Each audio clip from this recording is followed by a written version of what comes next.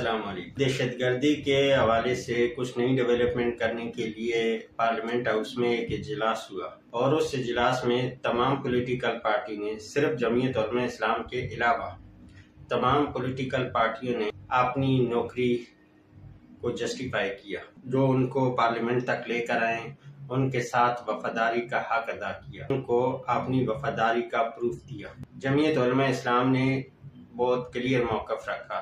مولانا فضل الرحمان صاحب نے اپنی اسپیچ کے دوران یہ بتایا کہ آپ نے 9/11 کے بعد امریکہ کی جنگ میں پاکستان کو دھکیلا۔ اب آپ جو اتنے عرصے سے ہر کچھ مہینے کے بعد پاکستان میں قوانین بنا رہے ہیں اور ان قوانین کے تحت آپ پاکستانی لوگوں کو اٹھاتے ہیں، تو اب آپ نے پوری پاکستانی نیشن کو، پاکستان کی 25 کروڑ عوام کو دہشت گرد ڈکلیئر کر دیا ہے۔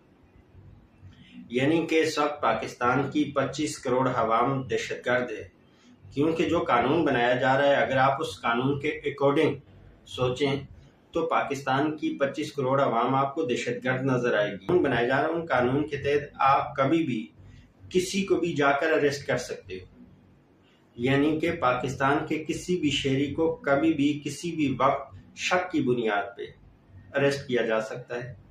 کوئی بھی کسی کے اوپر بھی کوئی بھی شک کا بہانہ لگا کر اریسٹ کیا جا سکتا ہے۔ اس میں ایک واقعہ بھی سنایا مولانا فضل الرحمان صاحب نے۔ ایک واقعہ ہوا تھا جس میں ایک شہری کو اپنے گاؤں سے تقریباً 60-70 کلومیٹر دور اریسٹ کیا، جو اس کے اوپر FIR کاٹی کہ اس کو ہم نے اریسٹ کیا ہے اور اس کے گھر سے ہمیں بندوق اسلحہ وغیرہ ساری چیزیں ہمیں ملی ہیں۔ 60 کلومیٹر دور سے اریسٹ کیا تھا، تو آپ اس کے گھر گئے ہی نہیں، تو آپ کو یہ چیزیں کیسے ملی؟